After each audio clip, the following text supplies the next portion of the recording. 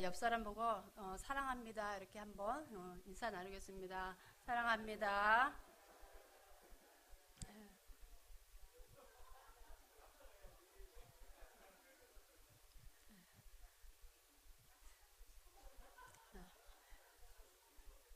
너무 좋아하시는 것 같아요, 진짜. 자, 여러분 윈터벌이라는 말씀 그 단어 들어보셨나요? 윈터벌.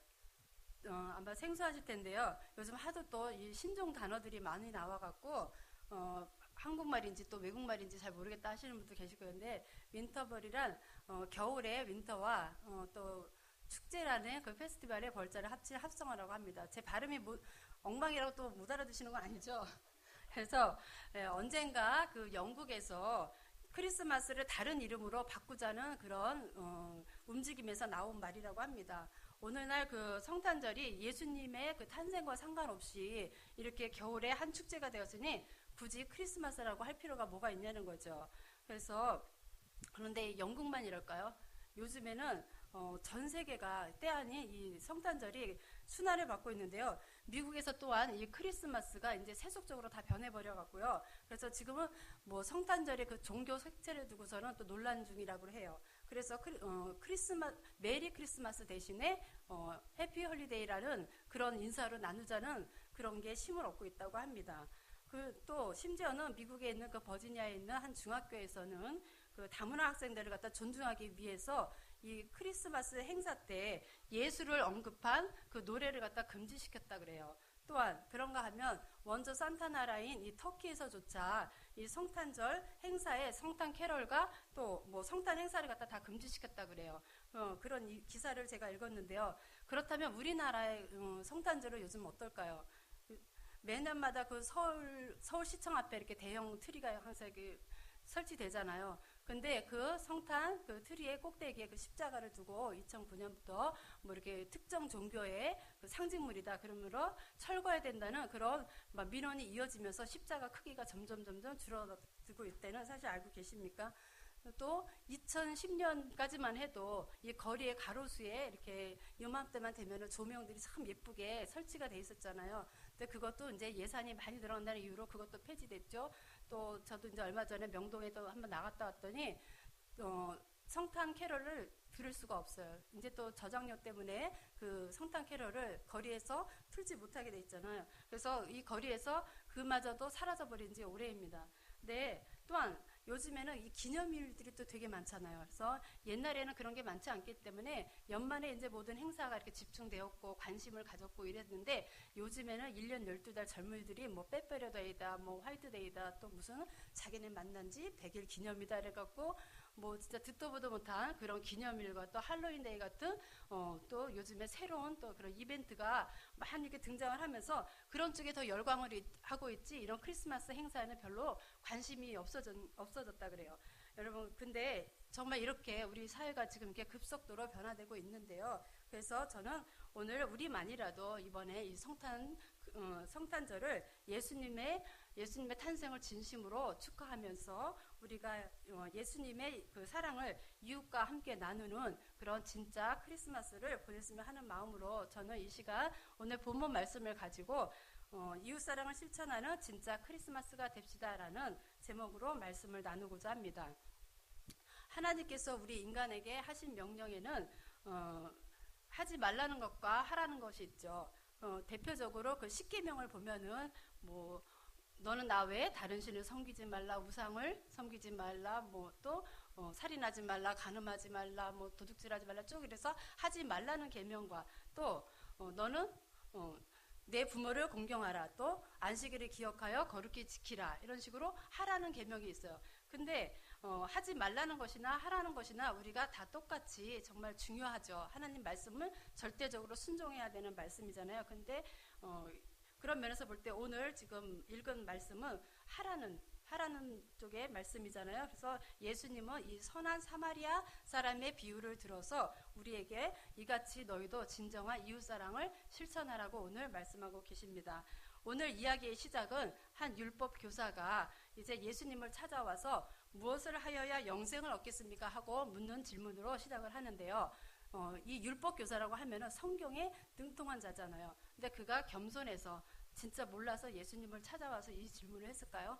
아니요. 그 사람은 이제 어떻게든지 예수님에 대해서 또 이제 꼬투리를 잡으려고 했겠죠. 그래서 그 율법교사는 예수님에게 나와서 이 질문을 던졌어요. 근데 예수님께서는 그에게 율법에 무엇이라고 기록되었으며 너는 그것을 어떻게 이해하느냐 하고 물었어요. 이럴 때 그 사람은 하나님을 사랑하고 이웃을 사랑하라고 했습니다라고 대답을 합니다. 그럴 때 예수님께서는 그래, 네가 성경을 잘 이해하고 네가 잘 알고 있구나 하고 칭찬을 하시죠. 거기에 대해서 율법교사가 또 한마디, 자기를 옳게 보이기 위해서 내 이웃이 누구입니까? 하고 물었어요. 그럴 때 예수님께서는 그에게 이 선한 사마리아 사람의 비유를 들으면서 유대인과 이 율법교사 이 사람들에게 가장 연약한 부분을 건드리죠. 바로 이제 사마리아 사람들에 대한 그 사람들의 그 감정을 알고 있기 때문에 예수님은 이제 이 사마리아 사람의 이야기를 꺼냅니다. 먼저 이 이야기의 이해를 돕기 위해서 우리가 뭐 잘 알지만 한번 이스라엘의 역사를 돌이켜보면 이스라엘의 그 다윗의 왕을 이어서 솔로몬이 왕이 되잖아요. 근데 이 솔로몬 왕이 초반에는 하나님께 정말 지혜도 구하고 정말 축복도 많이 받고 이랬어요. 하지만 영토의 확장과 또 여러 가지 정치적인 이유로다가 주변에 이제 이방에 있는 많은 여인들을 갖다가 후궁으로 들이면서 또 그들이 시집 오면서 자기네들이 각자 섬기던 그 신들, 우상들을 데리고 들어오면서 정말 그 땅이 완전히 이제 그 우상을 많이 섬기게 됐잖아요. 그래서 진짜 사람들이 나쁜 것은 또 빨리 배운다고 이런 우상을 이 백성들에게까지 다 전파가 되면서 하나님의 진노를 삽니다. 그래서 이 다음에 너 때에는 아니지만 이 다음에 솔로몬 아들 때에 가서 이 나라를 둘로 쪼개는데 북이스라엘과 이제 남유다로 나눠서 얼마 가지 않아서 근데 또 북이스라엘은 주전 722년에 아수르에 또 남유다는 주전 586년에 바벨론에 이렇게 멸망을 당하잖아요.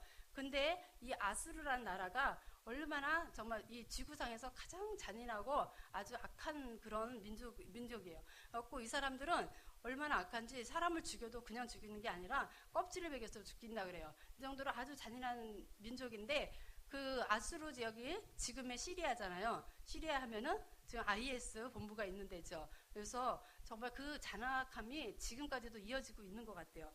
또한 그들은 옛날에 우리나라가 그 일본에 멸망당했을 적, 일본에 망해서 그들이 민족 말살 정책으로 창씨 계명을 쓰잖아요. 이렇듯이 이 아수르라는 나라는 민족 말살 정책으로 갖다 여기에 이주 정책을 씁니다. 그래서 그 한 곳에 모여 있지 못하고 이 사람들, 유다 사람들을 전부 다 흩어버려요. 그래갖고 이방에 있는 나라들과 결혼해서 거기서 또 아들, 딸 낳고 살게 하면서 피를 다 섞어버리는 거예요. 근데 이 유대 민족은 정말 이 혈통을 아주 중요하게 여기잖아요. 옛날부터 자기네 그 혈통 보존을 위해서라도 자기네 친족들하고 이렇게 결혼하게 만들잖아요.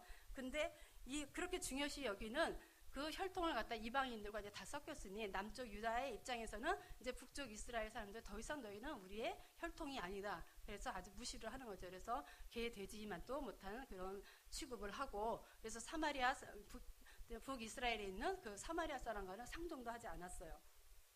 근데 예수님은 오늘 강도 만난 자의 비유를 통해서 이렇게 종교적으로 자만심에 있는 이들에게 진짜로 이웃사랑을 실천하는 게 어떤 건지 그거를 갖다 교훈하고 계시는 겁니다.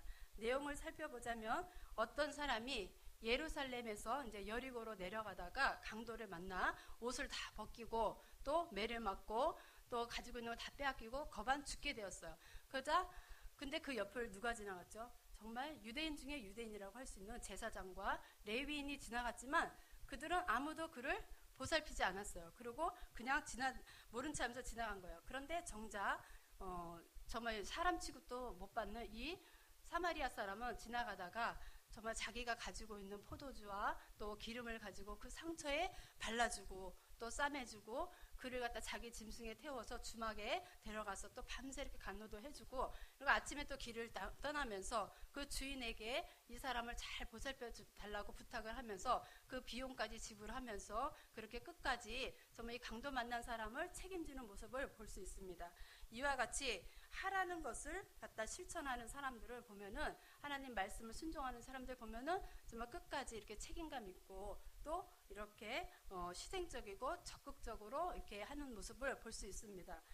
참고로 우리가 예루살렘의 그 지형을 보면은요, 예루살렘은 우리 여기 뒤에 그 석성산보다도 석성산과 비슷하거나 조금 높은 그 한 700~800m 정도의 그 고지대에 있었고, 그 다음에 이 여리고는 사해 바다보다 그 해수면보다도 한 약 250m 정도 낮은 그런 사해 바다 부근 요르단 계곡 안에 이렇게 위치해 있었어요. 그래갖고 거기는 이렇게 주변에 이렇게 황량한 사막이지만 거기는 아주 초록색 카펫을 쫙 깔아놓은 그런 아름다운 도시였다 그래요. 그래서 또 기온도 여름에는 대단히 덥고 건조하지만 봄과 또 이렇게 겨울 되면은 굉장히 꽃도 많이 피고 아름다운 그런 도시라고 합니다. 하지만 문제는 이곳이 경사가 가파른 그런 바위로 이렇게 둘러싸여 있어서 그 안으로 들어가기 위해서는 험한 산악지대를 갖다 지나가야 되는데, 그 험한 산악지대에 있다 보니까 거기에가 또 이제 어떤 토굴이라든가 암석 이런 게 많이 있어서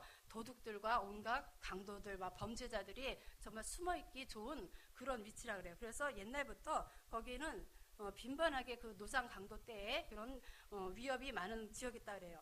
또 뿐만 아니라 요즘에도 혼자서 여행하기 쉽지 않은 그런 지역이라고 그러는데요. 아무튼 이런 곳을 오늘 어떤 사람이 그것도 혼자서 가다가 강도를 만난 거예요. 그리고 마침 제사장과 레위인이 지나가죠. 근데 이 제사장이 여리고 쪽으로 이제 가다가 위에서 이제 예루살렘에서 이제 자기의 직무를 다 마치고 이제 여리고로 가는 중이었겠죠. 이렇게 내려가지만 쓰러져 있는 사람을 보고 도와준 게 아니라 그를 피해서 지나가요. 제사장으로서 정말 예루살렘에서 그 이제 자기의 직무를 다했고 또 그 백성들을 위해서 봉사하는 그런 사람이 쓰러져 있는 사람을 보고 외면한 채 그냥 지나가는 거예요. 왜 그랬을까요? 순간 이 사람도 쓰러진 사람을 보고 당황은 했겠죠. 아니, 그런 사람 보면은 여기 또 어디 강도대가 있어서 나도 저렇게 당하는 거 아니야? 겁도 났겠죠.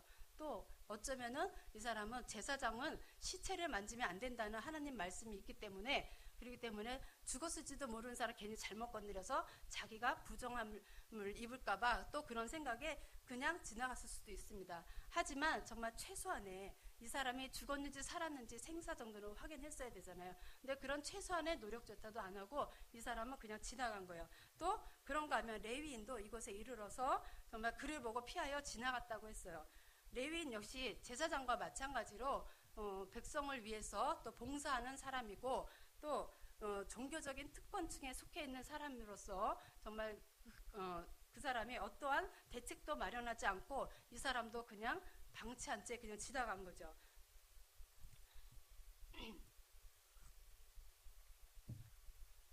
인도의 성자 그 썬다싱이라는 사람 이야기를 여러분이 들어보셨는지 모르겠는데요. 이 썬다싱이 어렸을 적에 그의 어머니는 이 썬다싱이 힌두교의 그 성직자가 되길 원했고 또 아버지는 고위 관직에 오르기를 원했어요. 근데 이제 이 썬다싱이 자라서 학교에를 이제 들어갈 나이가 됐는데 그 주변에는 나라에서 세운 학교가 없고, 그리고 이제 다만 이제 영국 선교사님이 세운 그런 이제 학교가 있었어요. 그 기독교 학교가. 그러니 이 어린 썬다싱을 멀리 보낼 수는 없고, 그래서 할 수 없이 그 부모가 이제 그 썬다싱을 갖다 가까운 그 기독교 학교에 이제 보낸 거예요. 근데 어려서부터 뭐 신두교의 교육을 받고 또 그 사상에 젖어 있는 이 썬다싱이 이 기독교 교육에 대해서 반감을 가지게 되죠. 서로 이제 틀리니까. 근데 그래서 이 썬다싱은 학교에다가 막 돌을 던지기도 하고 또 교회에다가 막 오물을 갖다 던지기도 하고 나쁜 짓을 많이 하는 거예요. 그런데 그에게 시련이 찾아온 거예요. 이 어머니가 돌아가셨는데 그는 어머니를 잃자 이제 정신적인 방황과 또 종교에 대한 배신감도 또 이제 갖게 되고 이러면서 방황을 하게 되는데, 그러다가 이제 예수님을 이 썬다싱이 이제 만나게 돼요. 그래서 그는 사도 바울과 같이 그런 삶을 살게 되는데, 사도 바울 같이 자기 민족에게 온갖 고난과 핍박을 다 받는 거야. 그런 중에서도 이 사람은 인도의 사도 바울 같이 이렇게 복음 전도자의 삶을 살게 됩니다. 근데 그가 이제 티벳에 선교를 갔다가 티벳 사람하고 함께 에베레스트 산을 이제 내려오는데 거기에 한 사람이 쓰러져 있는 거예요. 그래서 다 죽어가는 그 사람을 보고서는 이 티벳 사람 보고 우리 번갈아 가면서 업고서는 우리 내려가자고 그렇게 얘기했더니 티벳 사람은 무슨 소리냐고, 우리가 지금 이 추위에 저 사람까지 데리고 내려가다가는 우리 다 셋 다 죽고 말 거야 하면서 이 사람은 그냥 지나가 버린 거야. 그러자 썬다싱이 할 수 없이 자기가 등에 업고서는 그 사람을 갖다가 내려오는데 얼마나 힘들고 열이 났는지 썬다싱의 체온으로 갖다 이 사람이 깨어나서 걸어서 내려올 수 있었던 거예요. 근데 정말 썬다싱이 사랑의 기적을 일으킨 거죠. 근데 그 두 사람이 또 그렇게 산길을 또 이렇게 내려오고 있는데 또 한 사람이 쓰러져 있는 걸 발견했어요. 그래서 가서 다가가 봤더니 그 사람은 처음에 썬다싱과 함께 그 동행하면서 이 쓰러진 사람 업고 가자고 했을 때 혼자서 살겠다고 내려갔던 바로 그 티벳 사람이었던 겁니다. 내가 살고자 하면 죽고 죽고자 하면 산다 그랬는데 이 사람은 자기 혼자 살겠다고 갔지만 그 강추위에 혼자서 얼어 죽었고, 또 썬다싱은 이 사람과 힘들지만 이렇게 같이 함께 내려왔을 적에 정말 등이 없고 얼마나 힘들고 땀이 날 정도로 열이 올랐으면은 뒤에 있는 사람이 다 그 체온에 녹여갖고 같이 내려올 수 있었던 거예요. 요한복음 12장 24절에 보면은 내가 진실로 너희에게 이르노니 한 알의 밀알이 땅에 떨어져 죽지 아니하면 한 알 그대로 있고 죽으면 많은 열매를 맺는다고 했어요. 이렇듯이 우리도 내 안에 있는 정말 내가 죽어야 됩니다. 정말 나의 욕심, 나의 교만함, 나의 또 이기적인 것들, 내 성질머리 정말 다 죽어야지 우리도 이렇게 정말 썬다싱과 같이 그런 사랑을 베풀 수 있습니다. 여러분, 예수님을 진짜 사랑하신다면 그런 모습이 우리가 밖으로 나타나야 되지 않을까요? 그게 진짜 예수님을 사랑하는 거죠. 제가 요즘에 이제 그 장례식이 우리 박경자 집사님이랑 윤성호 집사님 그 가정에 그 장례식이 있어서 장례식을 이제 갔다 오면서 친정엄마 생각이 많이 나더라고요. 저희 엄마도 한 6, 7년 됐는데 돌아가셨는데 이제 엄마 생각이 참 많이 나더라고요. 그래서 이 설교 말씀을 이렇게 준비하면서 예전에 엄마가 정말 내가 매서운 바람이 부는 그 추운 겨울밤에 머리 아파 이 한마디만 해도 저희 엄마가 사라지는 거예요.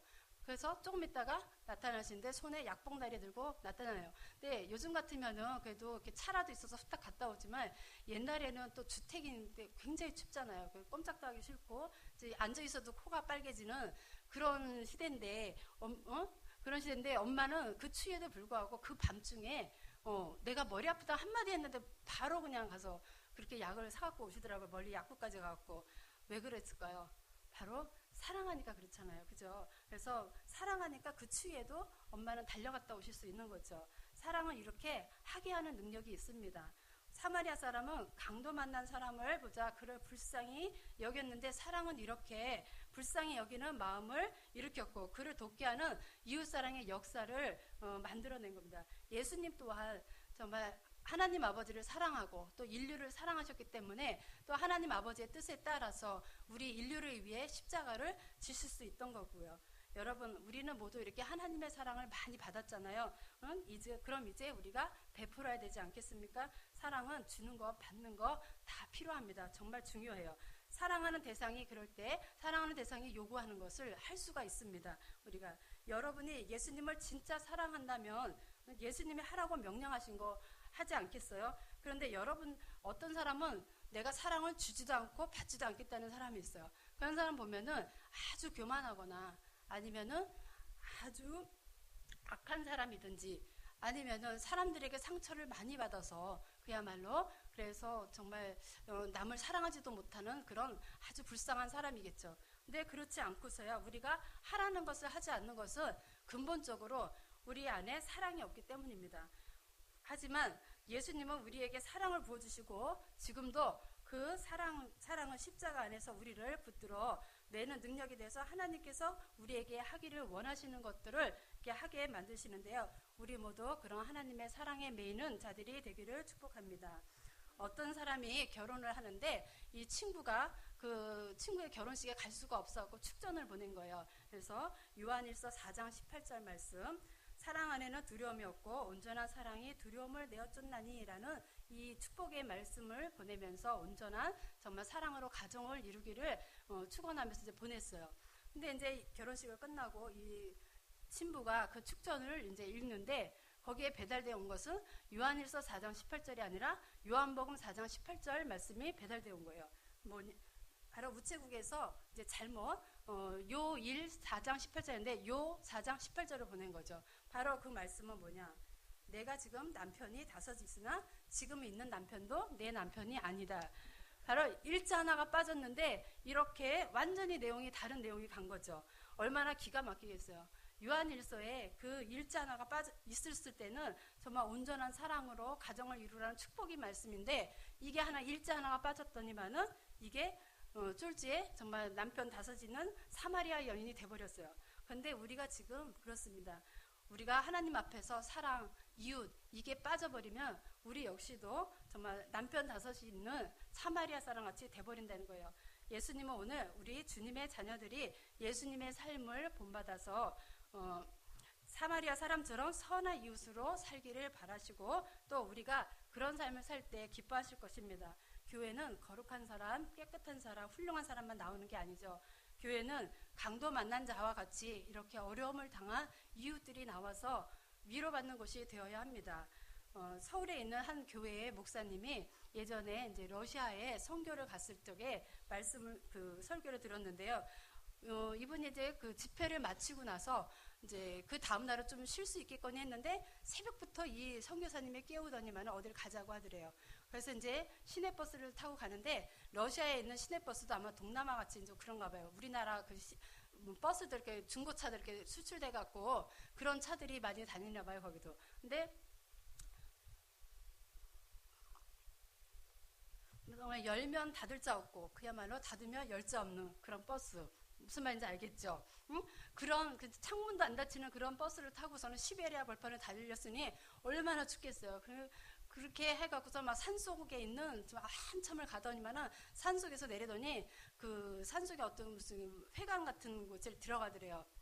아까 갔더니 할머니들이 하나가득 이렇게 모여 계시는데 하나같이 온전한 사람이 한 분도 없더래요. 그러니까 이제 이 장애인 사역을 이 선교사님이 아마 그 시골 꼭대기에서 아마 하고 계셨나 봐요. 그래서 거기서 이제 말씀을 전하고 이렇게 이제 내려왔는데 거기에 있는 할머니들이 그러면서 우리 마리아는 참 천사입니다 하면서 그 선교사님을 그렇게 칭찬을 하시더래요. 그래서 신기하기도 하고 또 더군다나 이 선교사님이 우리나라 말로 주여 삼창을 가르쳐 나왔고 얼마나 신기하던지 그 모습이 그러면서 이제 물어봤대요라고 선교사님한테. 아니 선교사님 처녀의 몸으로 여기까지 와서 이 먼데 이 추운데 이 꼴짜기에 와갖고서는 왜 이런 고생을 사서 하십니까 하고 물어봤대요. 그랬더니 대부분의 사람들은 그럴 때 뭐라고 대답할까요?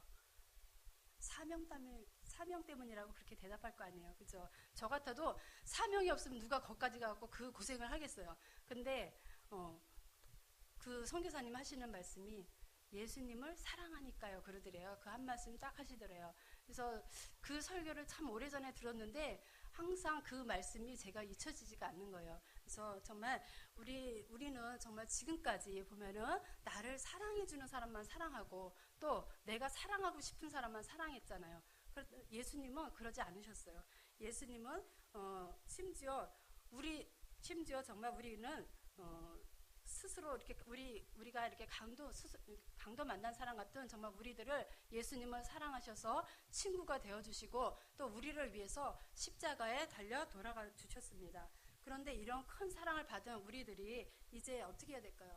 이제 이 선교사님과 같이 우리도 그 사랑 실천해야 되지 않겠어요? 우리가 정말 예수님을 사랑한다면은 강도 만난 자와 같이 아픔을 당한 우리 이웃들에게 그런 사랑을 실천해야 되지 않겠어요? 이번 성탄은 성탄의 주인공이신 예수님도 밀어낼지 세상 사람들과 똑같이 선물이나 주고받고 먹고 즐기고 이런 날이 아니라 정말 내가 돌봐야 될 이웃이 누구인지 한 번쯤 돌아보며 예수님의 사랑을 실천하는 그런 진짜 크리스마스가 되기를 주님의 이름으로 축원합니다.